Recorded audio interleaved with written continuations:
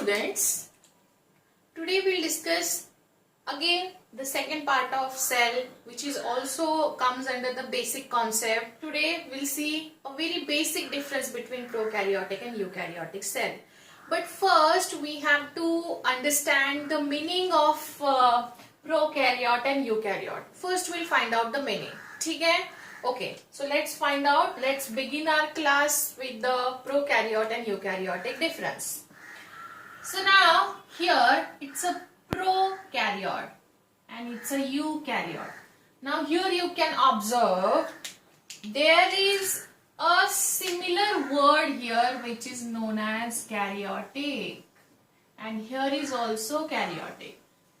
So both have a similar word. So we'll find out the meaning of this, and then there is a difference in this u and pro.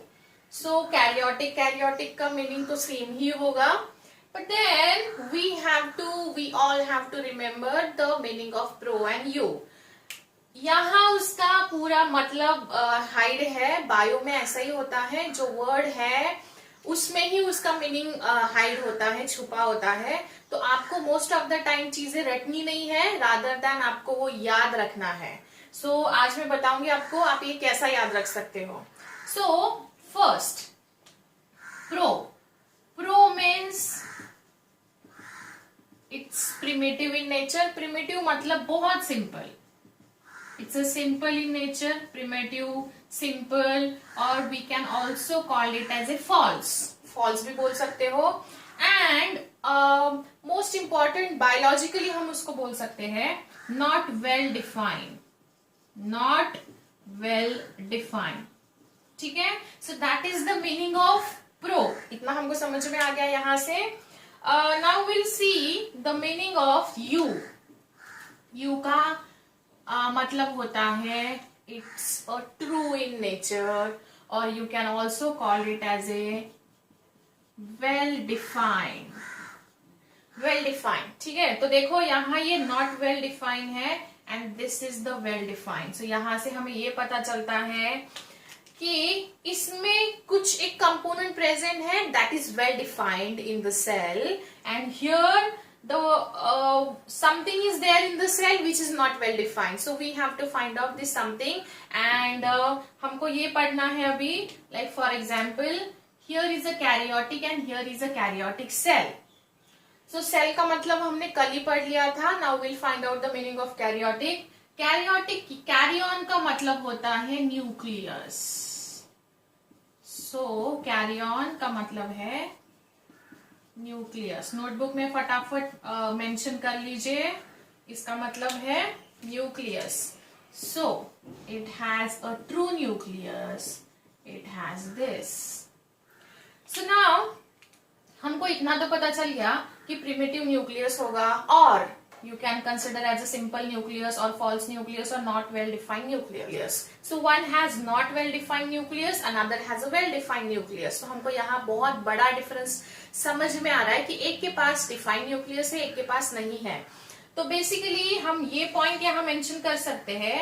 Prokaryotic cell has, पहला point लिखे notebook में, it has not well defined nucleus.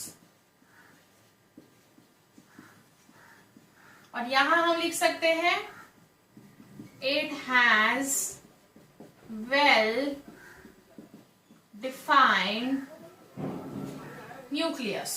Okay, so now we understand from this point there is a differentiation on the basis of structure of nucleus. ये nucleus के basis पे इसका difference बनाया गया है.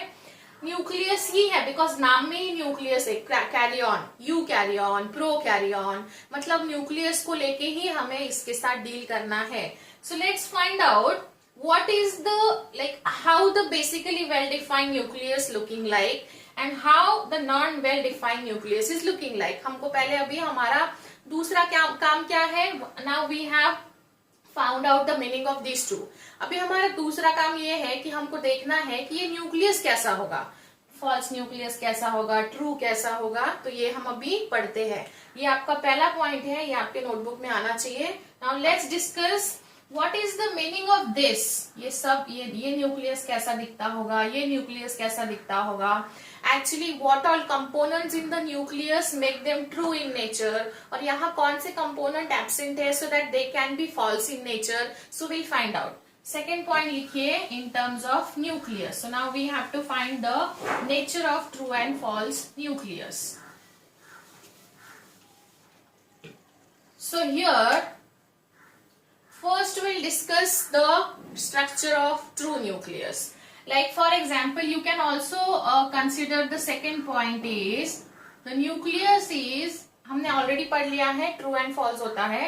तो अभी अगर हम यहाँ true nucleus के बारे में बात करेंगे तो हम यहाँ like suppose now this is the plant animal cell. It has a centrally placed nucleus. It has a centrally placed nucleus, and this centrally placed nucleus, now here you can see it's a structure of nucleus, and this nucleus has a surrounding. This is the surrounding which is the cell का surrounding. ये cell का surrounding होगा. This is the cell membrane. But this is the covering, you can see it's a nuclear membrane. Nuclear membrane. So nucleus has got a different covering in terms of eukaryotic cell. It means nucleus के पास एक अलग सा protective covering आता है, and that is the meaning of true nucleus. ये true nucleus है which has a coating or which has a covering around it which is known as true nucleus. तो false के पास क्या होगा, कवरिंग होगा क्या, नहीं होगा. सो नो न्यूक्लियर मेम्ब्रेन, और we can just simply write it down, nuclear membrane is absent. Nuclear membrane is absent. But then अभी आप में से बहुत सारे बच्चे सोच रहे होंगे कि आपने इसका डायग्राम क्यों नहीं ड्रॉ किया. तो चलो डायग्राम भी ड्रॉ करते हैं.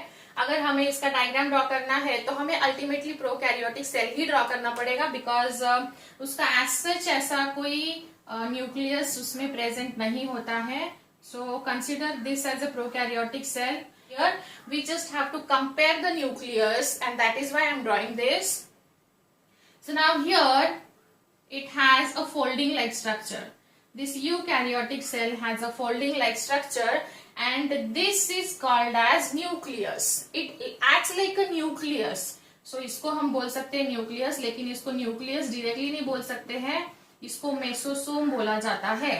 So now see, mesosome is acting like a nucleus because it is the you can say it has very few organelle in it. इसमें बहुत कम organelle present होते हैं, जिसमें से mesosome है, it has got number of enzymes in it, and because of these enzyme it can be acting like a nucleus. So इसके पास खुद का nucleus भी नहीं है, कोई दूसरा nucleus का रोल प्ले कर रहा है. समझ में आया? So that is the meaning of false nucleus. So ये भी आप याद रख सकते हो, nuclear membrane is absent and here nuclear membrane is present. तो दूसरा पॉइंट आपके नोटबुक में जाना चाहिए न्यूक्लियर मेम्ब्रेन के regarding. Nuclear membrane is present. ठीक है.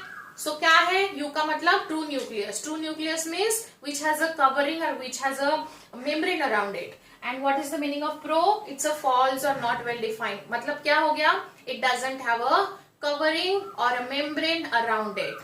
ठीक है, समझ में आया ये? Okay, good. Now next, third difference consider करेंगे हम. तीसरा डिफरेंशिएटिंग पॉइंट को ये है कि अगर ये बहुत ही प्रिमिटिव है तो it must have been a small in nature. ये बहुत स्मॉल होगा. लाइक फॉर एग्जांपल 0.1 और 0.2 माइक्रोमीटर इन डायमीटर होना चाहिए. मतलब ये बहुत ही छोटा होगा. तो मैं सिंपली यहां लिख सकती हूँ it's a small cell. It's a small in nature. ये बहुत स्मॉल होता है. एंड यहाँ you can see they are as compare to prokaryotic cell they are big enough. मैं ऐसा नहीं बोल रही हूँ कि वो बहुत ही बड़ा होगा, लेकिन यस इसके कंपैरिजन में बड़ा होगा. तो हम लोग यहाँ 10 to 100 माइक्रोमीटर इन डायमीटर बोल सकते हैं. तो अगर इसका कंपैरिजन करूँ तो ये लार्ज होगा इसके कंपैरिजन में. मैं अगेन रिपीट कर रही हूँ, कंपैरिजन में देखिए क्या है. तो फिर मैं अभी आपको इसके एग्जाम्पल्स भी यही समझा देती हूँ। एग्जाम्पल्स ये है, फर्स्ट बैक्टीरिया। बैक्टीरिया हमें दिखाई देता है कि नेकेड आई से? नहीं दिखाई देता है। मतलब अभी आपको डिफरेंस समझ में आया इसका और इसका। और यहाँ अगर मैं आपसे एग्जाम्पल में बात करूं तो एनिमल सेल और प्लांट सेल। प्लांट सेल में लेट्स से एन एग्जाम्पल, अगर आप लीफ को पील ऑफ करोगे, अगर आप लीफ लेते हो या फिर स्टेम है, ये स्टेम का अगर आपने टीएस लिया, स्टेम को ऐसा कट किया तो स्टेम के अंदर हमको जाइलम एंड फ्लोएम दिखता है, मतलब ये हमको दिखाई देता है। टीएस मतलब क्या होता है आपको कॉलेज में प्रैक्टिकल्स में समझाया जाएगा। टीएस मतलब let's assume this is the stem, और इसको हमें ऐसा थिन एक सेक्शन लेना होता है, कट करना पड़ता है। और जब आप ये कट करोगे तो कवर स्लिप और स्लाइड पे उसको अंडर माइक्रोस्कोप ऑब्जर्व करना है, और वहां आपको बहुत सारी अलग अलग सेल्स दिखाई देगी। That could be xylem, phloem, जो भी उसका रिस्पेक्टिव सेल प्रेजेंट है। इसका मतलब क्या है, ये हमको दिखाई देता है। ये इसके लिए भी आपको माइक्रोस्कोप चाहिए, लेकिन उसके लिए अभी जैसे फॉर एग्जाम्पल दूसरा, अगर मैंने बैक्टीरिया, दूसरा एग्जाम्पल नहीं पढ़ेंगे, यस दूसरा एक पढ़ेंगे आर्के बैक्टीरिया। ये भी उसका बैक्टीरिया का टाइप है, archaebacteria. So now see, understand the difference. ये जो है बैक्टीरिया, ये बहुत माइन्यूट होंगे, लेकिन आपको ये विदाउट माइक्रोस्कोप भी दिख जाएंगे। जाइलम फ्लोएम अगर आपने ऐसा भी लिया, मैग्नीफाइंग लेंस से देखने का ट्राई किया, तो भी आपको दिख जाएगा। मतलब comparatively eukaryotic cell is big enough as compare to the prokaryotic one. Clear है? तो साइज के बारे में आपको ये चीज बहुत अच्छे से याद रखनी पड़ेगी। नाउ नेक्स्ट, समझ में आ गया होगा साइज मतलब इतना। The size of the cell is like very simple point, इसमें ज्यादा टेंशन लेने की बात नहीं है। अभी जो हम अगला पॉइंट पढ़ने वाले हैं उसको आप थोड़ा सा ज्यादा सिंसियरिटी के साथ पढ़ सकते हो, because the nucleus from the prokaryotic cell does not have a nuclear membrane. It does not have a nuclear membrane. So ultimately, remaining organelle from the cell should also not have a nuclear membrane. इसके पास जो भी organelle होंगे, cell organelle मतलब cell में और दूसरे जो component है, cell organelle is not membrane bound. Membrane bound मतलब उसके पास कवरिंग नहीं होगा, उसके पास भी न्यूक्लियस के पास ही नहीं है, तो सेल जो उसके अंदर जो प्रेजेंट रहने वाला है उसके पास भी नहीं होगा। But eukaryotic cell organelle has a membrane bound structure. Membrane bound structure मतलब इसके पास मोस्ट ऑफ द जितने भी ऑर्गेनेल है उनमें सबके पास एक कवरिंग होगा जो कि प्रोटेक्टिव होगा। तो जैसे फॉर एग्जांपल फाइंड आउट करते हैं, आपने 10th स्टैंडर्ड तक माइटोकॉन्ड्रिया पढ़ा होगा। माइटोकॉन्ड्रिया का बाहर का कवरिंग ऐसा होता है, अंदर का membrane has got number of foldings like this. So दो मेम्ब्रेन हो गए। मेम्ब्रेन बाउंड मतलब this one is the outer membrane, this one is the inner membrane. So हो गए दो मेम्ब्रेन। न्यूक्लियस में भी हमने देखा था, लाइक ऐसा न्यूक्लियस ड्रॉ किया था। Nucleus also has outer membrane, inner membrane. और एग्जाम्पल कंसिडर करना है तो chloroplast, this is the structure of chloroplast. It also has outer membrane and simultaneously inner membrane. So now इसमें eukaryotic में most of the organelle, I am again repeating this thing, most मतलब सारे नहीं, most of the organelles are membrane bound in nature. लेकिन यहाँ not even a single cell organelle is membrane bound. यहाँ एक भी organelle membrane bound नहीं है। तो होमवर्क ये होगा, you have to find out what all organelles here are membrane bound and what all organelles are not membrane bound. ठीक है, तो ये आपको फाइंड आउट करके नोटबुक में हाईलाइट करके रखना है। इस 5th point,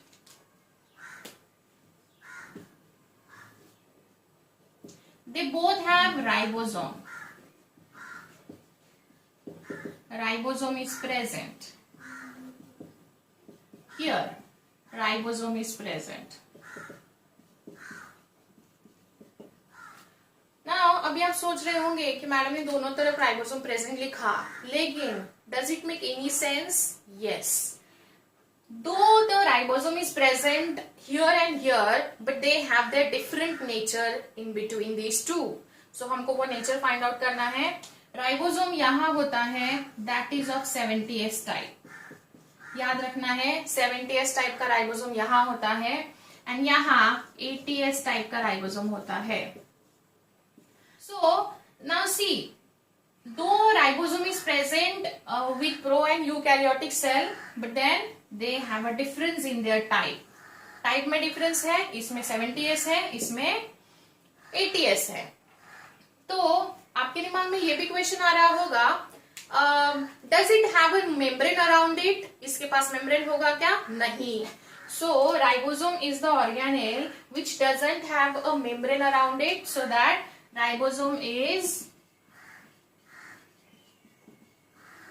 single membrane structure और सिंगल मेम्ब्रेन ऑर्गेनेल। सो ये भी इंपॉर्टेंट करके रखिए, राइबोसोम दोनों में कॉमन है। तो यूकैरियोटिक में most of the membrane cell organelle covered होते हैं, लेकिन उसमें से भी एक ऐसा है जिसके पास कवरिंग नहीं है। And here also ribosome present, and ribosome is a single membrane structure, single membrane organelle.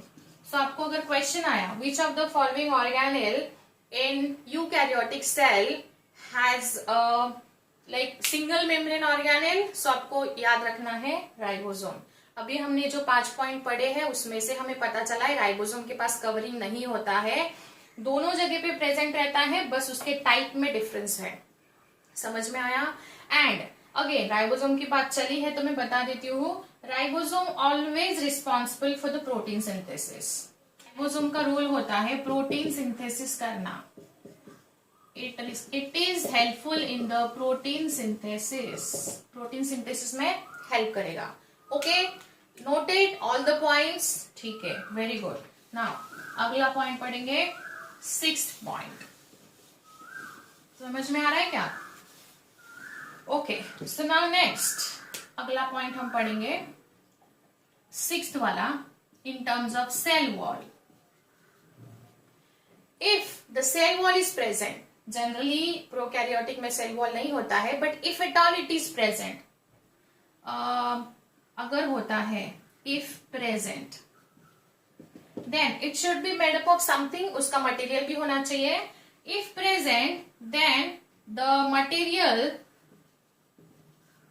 should be peptidoglycan, peptidoglycan, ये बहुत इंपॉर्टेंट है अगेन। सो पेप्टिडोग्लिकॉन से उसका सेल वॉल बना होना चाहिए। Like for example this is the cell, उसका जो सेल वॉल है बाहर का, it should be made up from the peptidoglycan. This is the material which makes the cell wall of the prokaryotic cell.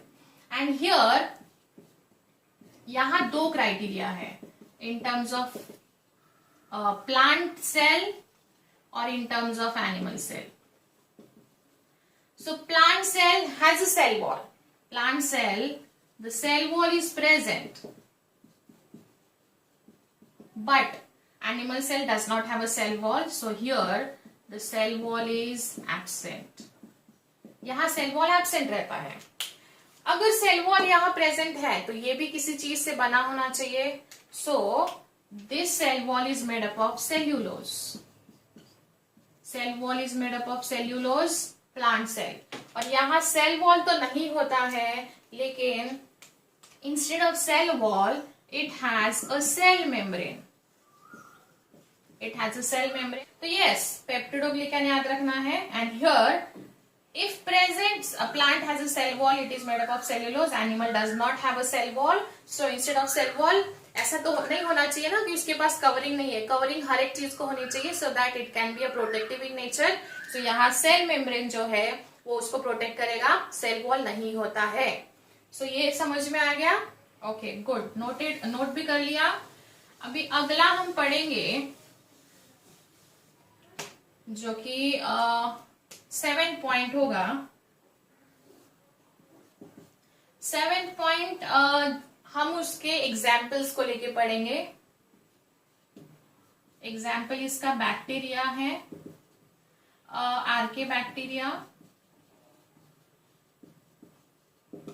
आर्के bacteria के बाद हम यहां लिखेंगे cyanobacteria. Cyanobacteria is also called as blue green algae. Blue green algae. These are the best example to remember for the prokaryotic cell. Bacteria, archaebacteria, like जैसे ये cell के 2 type है, जैसे बैक्टीरिया के भी 2 टाइप है, लेकिन note down कर लीजिए। और मे बी अगर आप प्रोकैरियोटिक सेल के और एग्जांपल्स लिस्ट कर सकते हो एज ए होमवर्क, तो it's a very good thing. यहाँ example, plant cell and animal cell. Plant and animal cell comes under the eukaryotic cell. Like for example, plant cell में you can consider it as a xylem or phloem. Xylem and phloem, these are the vascular tissues responsible for the you can say conduction of water and minerals and food material. Animal cell में you can just skin cells हो सकती है, ultimately they can form a skin tissues, blood cells हो सकती है। सो यहाँ बहुत सारे एग्जाम्पल्स आपको मिल जाएंगे, लेकिन यहाँ प्रोकैरियोटिक में आपको याद रखना पड़ेगा। जैसे कल मैंने माइकोप्लाज्मा भी बोला था, mycoplasma is also the example of prokaryotic one. These are 6 or 7 possible differences between pro and eu. आपको ये बेसिक चीज क्लियर कराने के लिए these 7 points are enough. And ये 7 पॉइंट्स पढ़ने के बाद ऐसा नहीं है कि आपको ये पढ़ाई यहाँ खत्म होती है। These are the basic points. यहाँ से हम चैप्टर डिटेल में शुरू करेंगे। सो मेक श्योर दैट कि आप इसके नोट्स बनाए, इसको अच्छे से लिखे। कुछ डाउट होगा तो let me know. And prokaryotic and eukaryotic cell के डिफरेंशिएशन में इतना ही है आज के लिए। Now in next session will see the bacteriology, और लेट्स से क्या हम कर सकते हैं, इसके डिपेंड कौन सा सेशन हो सकता है। बट यहाँ आप इसको पूरा अच्छे से नोट करके उसके बेसिक नॉलेज के साथ प्रिपेयर रहिए। ठीक है, समझ में आ गया सब कुछ? ओके, चलो बाय बाय, थैंक यू।